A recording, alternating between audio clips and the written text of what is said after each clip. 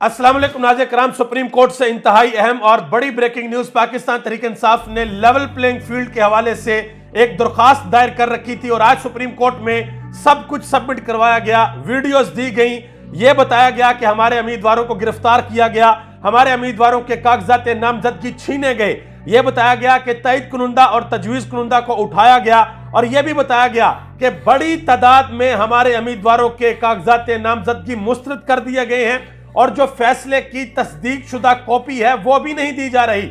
आज supreme court के अंदर जस्टिस काजी फाइज ईसा और लतीफ खोसा के दरमियान एक बड़ा मैच हुआ है और यह मैच पाकिस्तान की आवाम ने लाइव टीवी की स्क्रीनों के ऊपर देखा है। आज पाकिस्तान की आवाम ने देखा है कि हमारी अदालतों के अंदर होता क्या है, किस तरीके से हमारी अदालतों के अंदर सवाल जवाब होते हैं, किस तरीके से जब दरखास्त लेकर जाया जाता है तो हमारे जज साहिबान आगे से क्या करते हैं।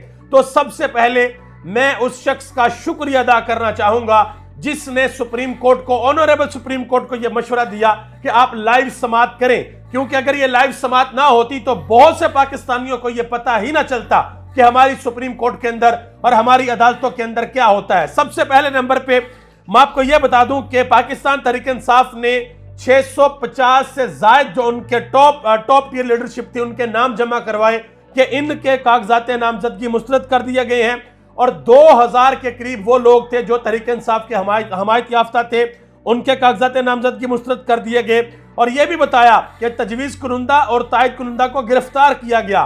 वीडियो सबूत सुप्रीम कोर्ट के सामने रख दिए गए। जब केस शुरू हुआ तो चीफ जस्टिस साहब ने सबसे पहला एतराज यह लगाया कि लतीफ खोसा साहब आपके नाम के साथ सरदार क्यों लिखा हुआ है। एग्जैक्टली उन्होंने क्या कहा वो मैं आपके सामने रखता हूं। जनाब चीफ जस्टिस साहब ने कहा कि सरदार और नवाबों को छोड़ दें, अब गुलामी से निकल आए, सरदार लिखकर अपना रुतबा बड़ा ना करें, सरदारी निजाम खत्म हो चुका, यह सरदार नवाब अदालत में नहीं चलेगा। कि ये नहीं, ये हमारी अदालत में कोई सरदार नवाब नहीं हो सकता भाई, ये अपने नाम के साथ से हटाएं। अब आगे आ जाए, जरा ये तस्वीर जरा गौर से देखें। ये सुप्रीम कोर्ट के ऑनरेबल जज साहब हैं और सीनियर जज हैं। जब जस्टिस काजी फाइज ईसा साहब छुट्टी पर थे तो ये कायम मकाम चीफ जस्टिस थे। इनका जरा नाम पढ़े, इनका नाम है जस्टिस सरदार तारक मसूद। तो एक सरदार तो सुप्रीम कोर्ट के अंदर भी बैठे हुए हैं, तो सुप्रीम कोर्ट का सरदार सरदार है, लेकिन बाहर से कोई आए तो उसके नाम के साथ सरदार नहीं लग सकता। इसके बाद लतीफ खोसा ने अदालत को बताया कि सारी दुनिया ने देखा किस तरीके से तहरीक इंसाफ के उम्मीदवारों से कागजात नामजदगी छीने गए, यहां तक कि औरतों को भी नहीं बख्शा गया। तो आगे से चीफ जस्टिस साहब ने जवाब दिया कि मैं तो मीडिया देखता ही नहीं हूं। यह नहीं कहा कि हाँ भाई किस किस से छीने हैं, लाओ जरा वीडियो सबूत लाओ, कहीं तुम झूठ तो नहीं बोल रहे। और सीडी के अंदर सारी की सारी वीडियोस मौजूद थी। लतीफ खोसा ने यह भी कहा कि जनाब मोहतरम आप वीडियो देख ले, लेकिन चीफ जस्टिस ने वीडियो नहीं देखी। अब हामिद मीर ने इसके ऊपर एक बड़ा अहम जवाब दिया कि मैं तो मीडिया नहीं देखता। तो हामिद मीर ने कहा कि मैं भी टीवी पर सुप्रीम कोर्ट की लाइव कार्रवाई नहीं देखता क्योंकि बहुत बड़े बड़े लोग छोटे छोटे नजर आते हैं, इस वजह से मैं नहीं देखता। और ये हमारे वो चीफ जस्टिस हैं जो कि मीडिया तो नहीं देखते, लेकिन फिर भी इनको मतीउल्लाह जान के बारे में पता है, इनको असद तूर के बारे में पता है, लेकिन मीडिया के ऊपर, सोशल मीडिया के ऊपर जो वीडियोस वायरल हुई, पूरे पाकिस्तान के अंदर क्या हुआ उसके बारे में इनको नहीं पता।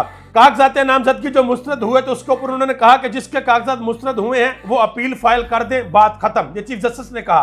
तो आगे से सरदार लतीफ खोसा ने कहा कि जनाब मोहतरम अपील किस तरीके से दायर करें, हमें तो वो मुसद्दका कॉपी फैसले की नहीं मिल रही। तो आगे से कहा कि ठीक आप ऐसे अपील फाइल कर दे कि हमें कॉपी नहीं मिली और अपील फाइल कर दे। और अगर आपके कोई तहफ़्फ़ुज़ात हैं, कोई शिकायत हैं, तो आप ऐसा करें कि इलेक्शन हो जाएंगे तो उसके बाद आके आप शिकायत बता दीजिएगा, यानी कि इलेक्शन पहले हो जाए उसके बाद आके आप शिकायत बता देना।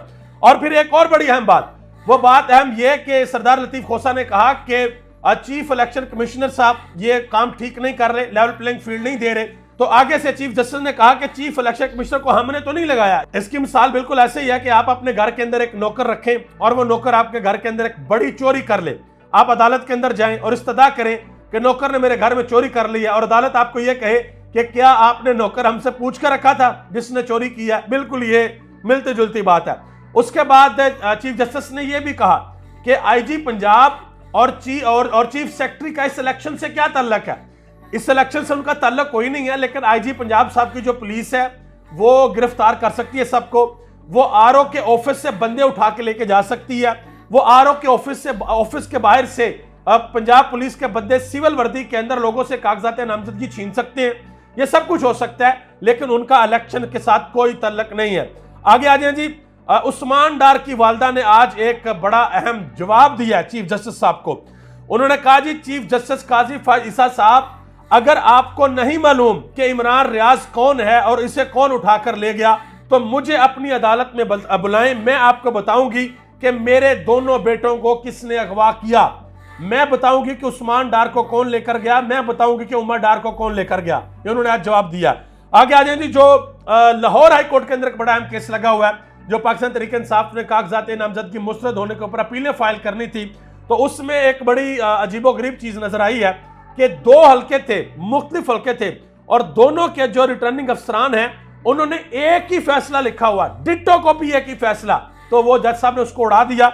और दूसरे नंबर पे बैरिस्टर उमैर नियाजी, जिनके कागजात नामजदगी NA 89 और NA 90 मियां वाली से मुस्तरद कर दिए थे, उनको भी अदालत ने मंजूर कर लिया। और अब उम्मीद यह की जा रही है कि बड़ी तादाद के अंदर जो कागजात नामजदगी मुस्तरद किए थे उनको अदालत में मंजूर कर लिया जाएगा।